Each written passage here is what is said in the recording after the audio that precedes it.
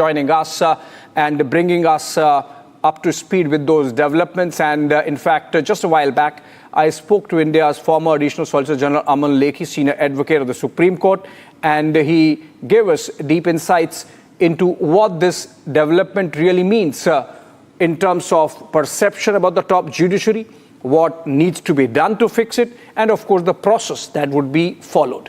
Take a listen. Welcome, Mr. Lekhi, and thank you for joining us in this broadcast. My first question to you is, in the light of the developments that have taken place in the last 24 hours around Justice Varma episode, the finding of cash and subsequent ordering of inquiry by the Supreme Court, there is one process which has been put in place, and then there is the issue of perception.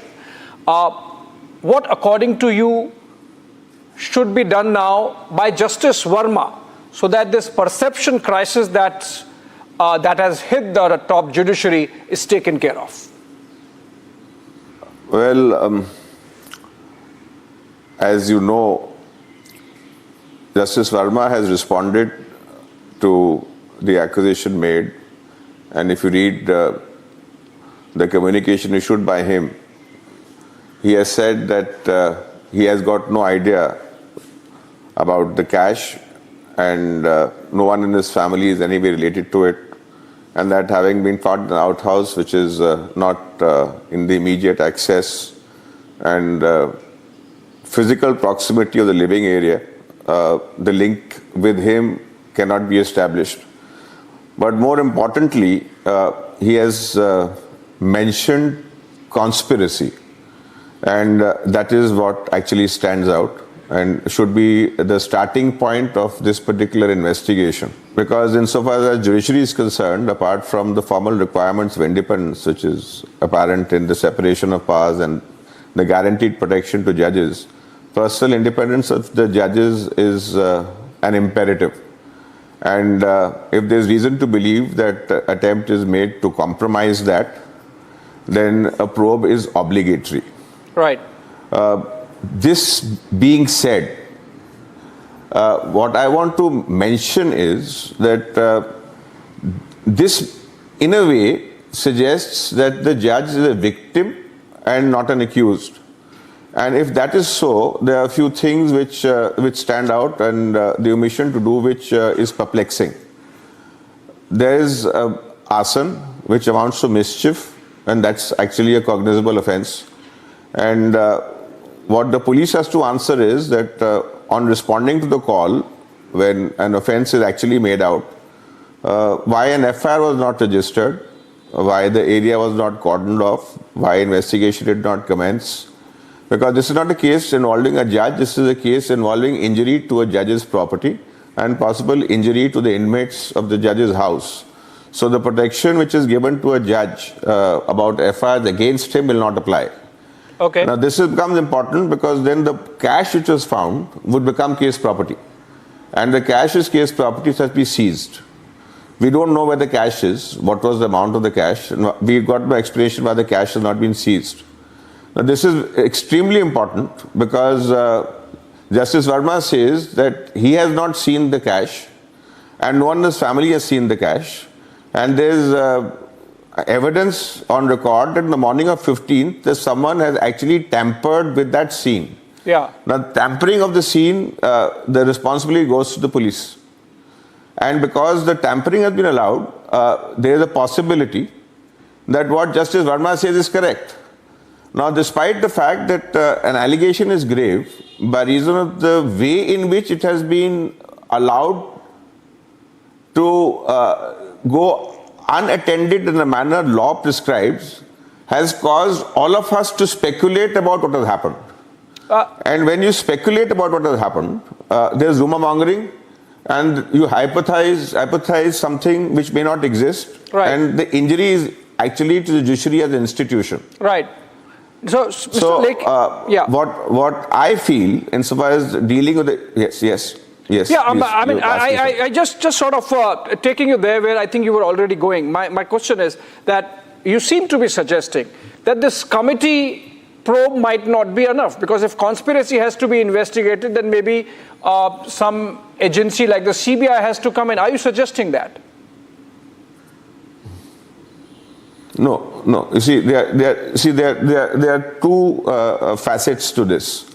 One is concerning the judge and the suggestion of impropriety where his conduct is concerned, where we have to hold our judgment because the judge has given a response. Till yesterday, there was no response.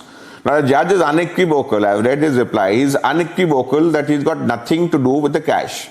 Now, whether what he says is right or wrong will be probed. And it is not for us to preempt the outcome of the probe. That is for the agency.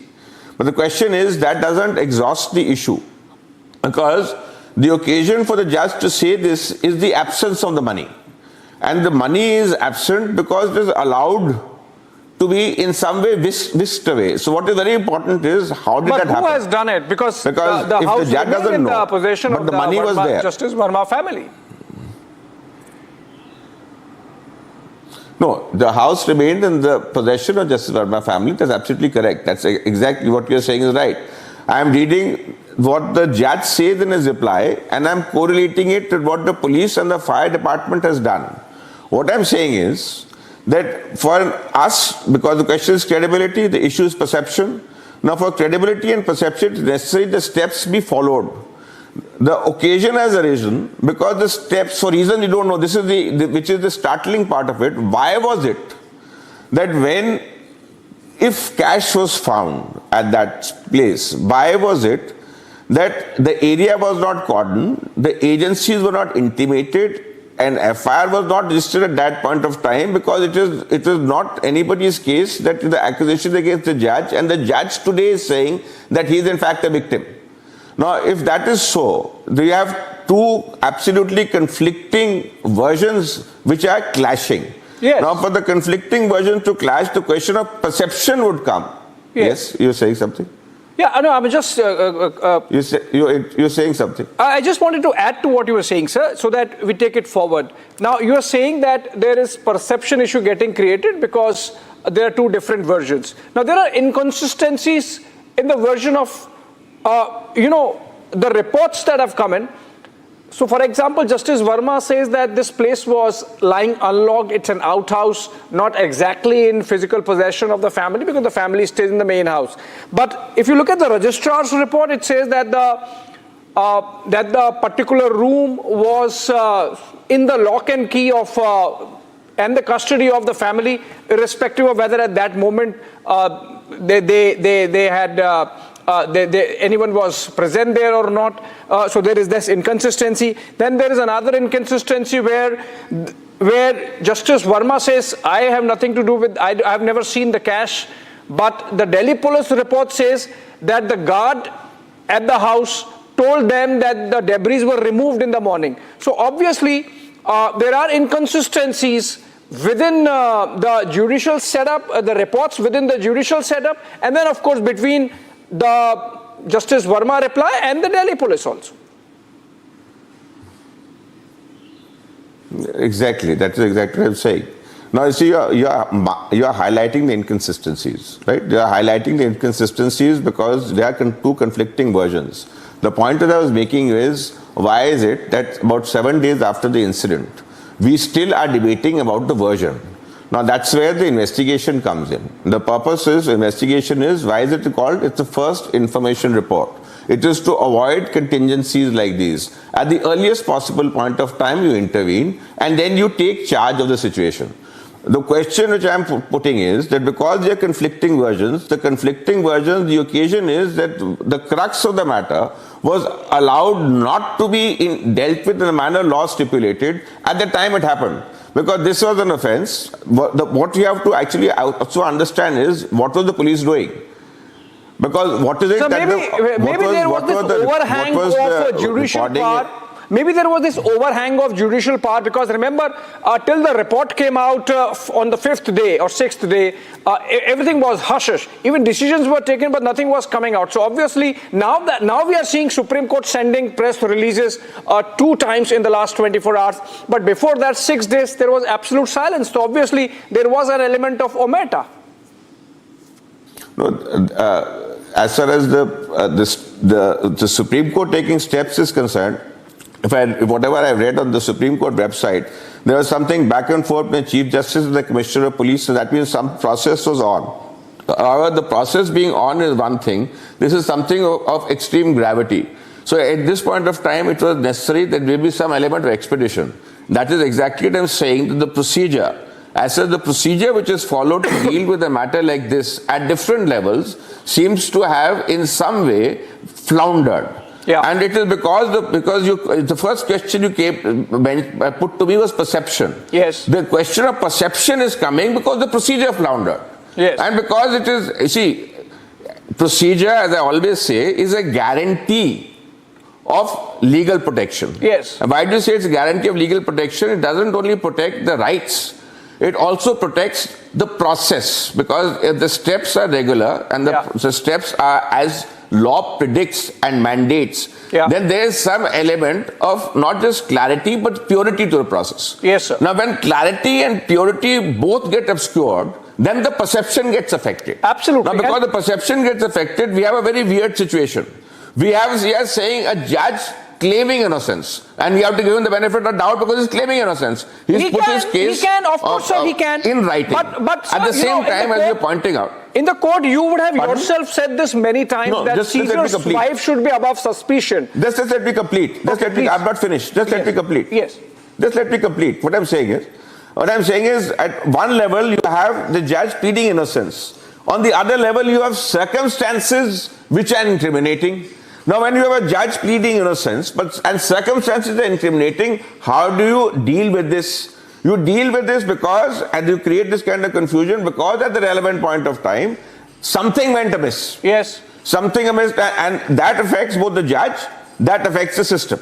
Yes, you're putting a question to me. So my straight question, sir, you think CBI probe can, can get to the bottom of this and sort out this perception issue that has got created?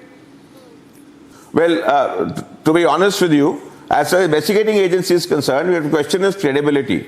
And as far as judges and judicial system is concerned, only as a matter of law. That's my firm opinion. That is, because now we have a judge's view.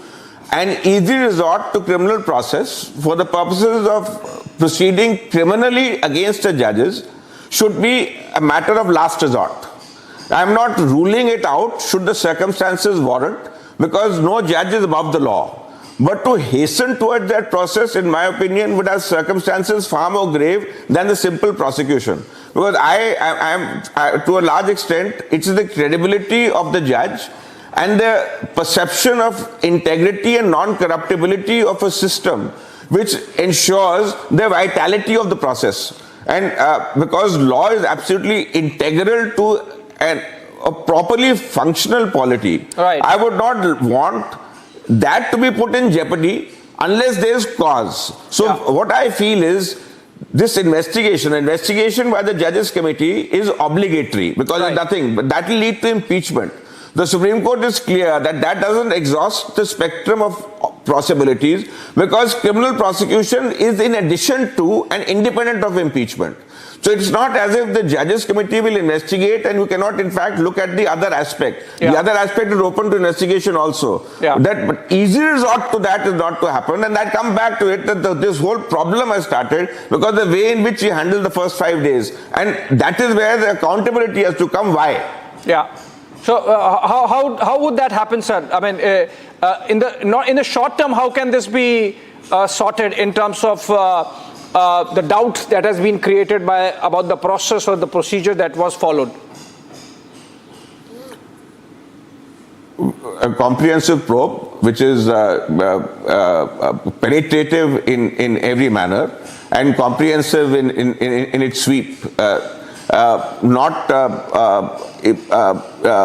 geared in a particular direction or concerned with some preconceived ideas, but an honest investigation into what actually has happened.